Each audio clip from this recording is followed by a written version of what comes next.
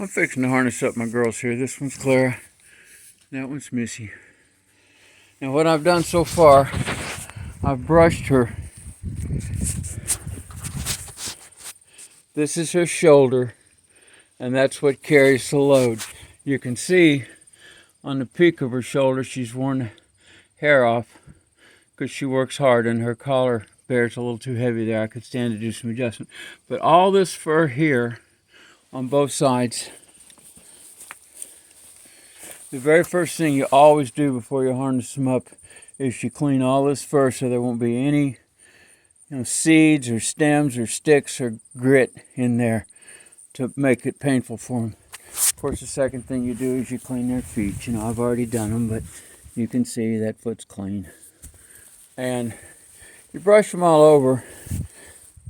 Harness is going to weigh right here on her rump, on top of her hips. There's going to be weight there. You want that to be smooth. You don't want anything to hurt them. Right here is where her, you can see where her mane's worn off. That's where the top of the collar fits. The collar just latches on over the back right there. You didn't see it, I didn't show you, but before I put a collar on them, I always wipe this inner surface of the collar too. That's the mating surface on their shoulders. So I always do that. So that's the first thing, is the collar. Now here's her harness. These metal things here, these are called hames. And this bolt here is where the pull point, that right there is the pull point that pulls every load they pull, whether it's a wheeled load, a drag load, or anything. When you put the harness on them, you pick it up. I haven't got enough hands, but I'll pick it up so that all this part is over my shoulder, and I'll have one hame in each hand. And I'll lay the hames right over here on the collar, one on each side, and arrange the harness on her back. It's just hanging on her. And the hames are looped over her collar, but they're not arranged. Now what we're going to do at the bottom of the hames is this strap and this loop. There's one at the top too, but it's always left fastened after you get it sized, because that's how you hang it on there. Okay, hang on. Okay, you can see here that I've got this strap started. I haven't buckled it yet, but I'll just buckle that buckle, and that'll hold the hames here in the depression in the collar, and that's how they transfer the pull from their body into the harness. Okay, that's fastened now, and the next thing I'm going to do is pull all this harness out and lay it evenly on her back. Now I'll pull this down, pull her tail out. Okay, that leaves that strap hanging across her rump, and that is called the breeching, and that strap is the brakes. It has these straps fastened to it, and they'll go up under her belly, and they'll fasten here. You see this ring, this is the lowest ring. This is the side of the hames. I got to take this off. That's just her bit. I just hang that there while it's in storage. Okay. This is the pull point. That's the point where they do all the work from. That's the point where they transfer the strength from their body into the harness.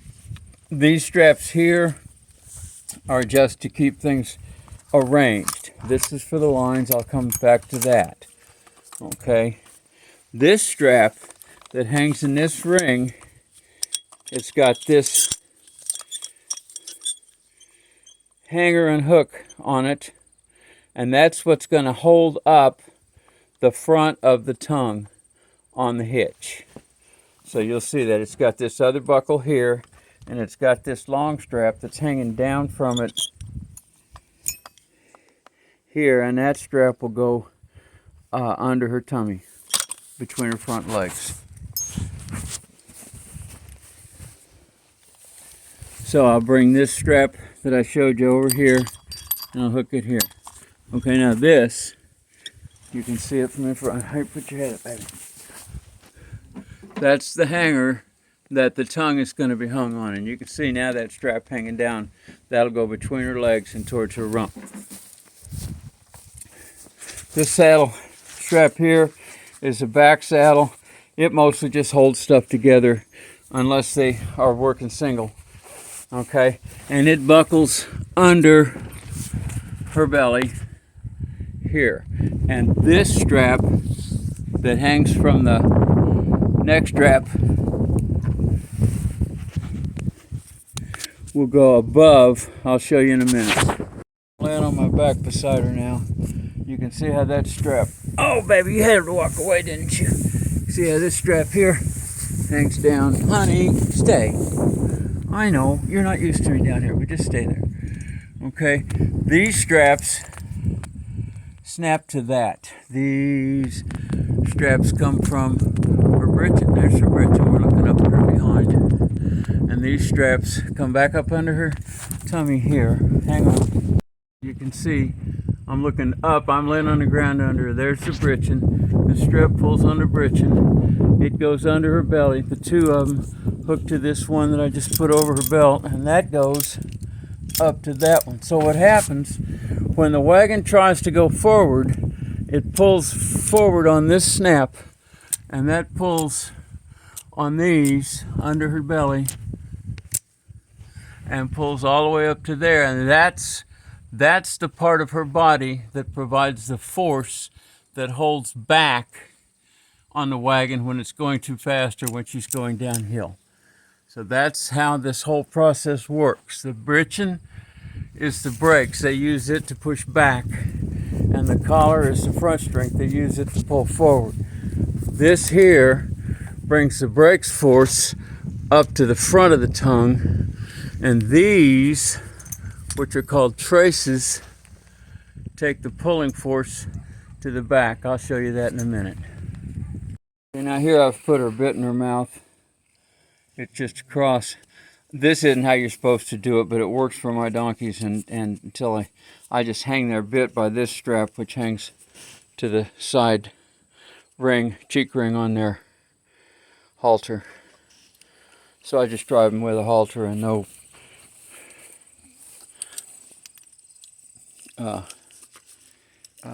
regular bridle. These things here, these straps, this hooks right here over her back. It goes back, it hooks to there. Oh, I forgot to do this. This piece here is called a crupper. I braided it out of cotton so it would not be uncomfortable for her. Most of this harness is plastic, but I braided this crupper out of cotton cord. I could have used plastic parachute cord, but I think cotton's more comfortable. This will go around her tail right here and buckle to here, and that just also holds the back of the harness more or less straight in her body. Okay, here's the crupper fastened. You can see her tail comes out through it. Goes around there. And so now everything's hooked up except these. Now this piece here, it goes from there, which pulls to her back. See, this whole pull holds everything in place. And this goes to the side of her bit, and over it goes through this ring here. And all of that is so she can't put her head down and graze while she's supposed to be working. These are called check lines, or check reins. Okay, you can see those now. They go here. Now see what happens then if she tries to put her face down to the ground. The pull from goes through there, back to there, all the way back to there, and it pulls her bit tighter in her mouth so that she can't get her face to the ground. That's to keep her from stopping working and grazing. If I want them to be able to eat, I tie them up where they can reach food, which I often do while we're working. Okay, now that's all of it. So we've got bit,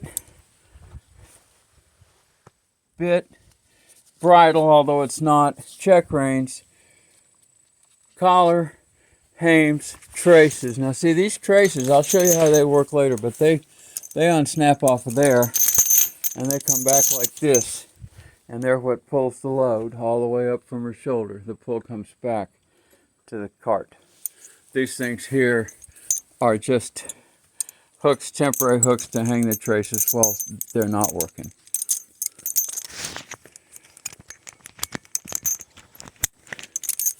Okay, now she's all done. Missy's completely not done, and I'm going to tie Clara up now in here in the stall, and then I'm going to harness up Missy, and it'll be exactly the same, so I'm not going to show you that. It's exactly the same process. So that's where we are for now, and I'll be back with more information later. Okay, there's one driving line. That end back there is my end. This end up there's their end, and you see driving lines fork in the middle. The one line goes clear through and the other one buckles onto it. I color code mine for my own pleasure, but this strap here will go to the left hand side of Clara's bit, and this green strap will go to the left hand side of Missy's bit. Look at the driver's end now. There's the lines laying on the floor. They go up here like this, and you see how they fork. Both of those red lines go to Clara, one to her right side and one to her left, and both the green ones go to Missy, one to her right side and one to her left. I'm not going to show you. I'm not going to try to hold the camera and put them on because I'm clumsy enough as it is, but that's the whole picture, and next thing you'll see they'll be on her. And you see how these work. The upper rings on the hames are there to carry the lines. And that's just to keep them from getting, down by their feet and tangling up when they're trying to work. But typically, if they're going to work farther apart, these two rings are too close together. So this thing here is called a spreader. It just gives her a little more room. It duplicates this ring's purpose, but it gives a little more slack. So you can see how these lines go. I've got both the lines in my left hand.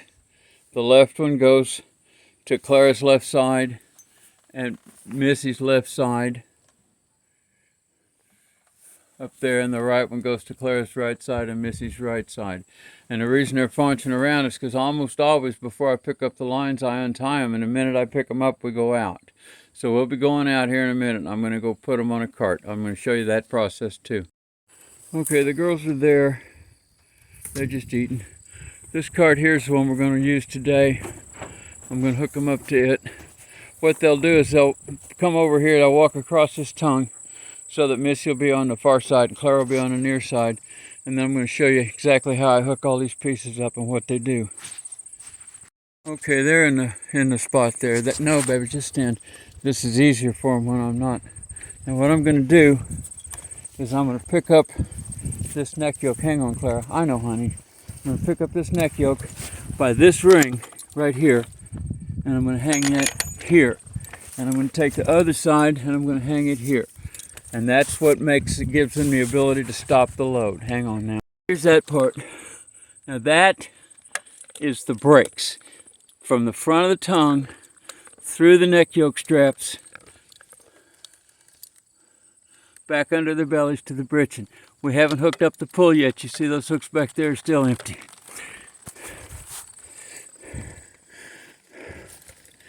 Now we're going to take the traces that go up to the front of her collar, hooked to her hames, and we're going to hook those back here to these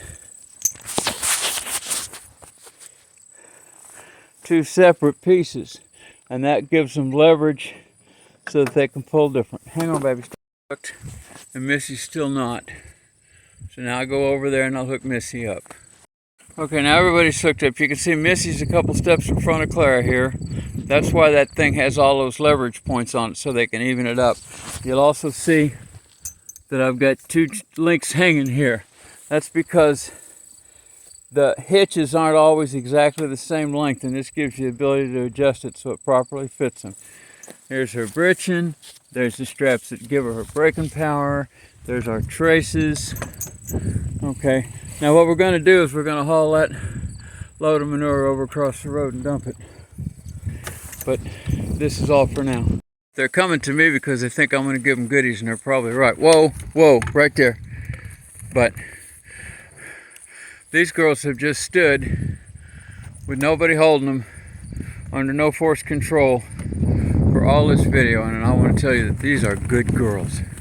You're my good Clara, and you're my good Missy. That's right.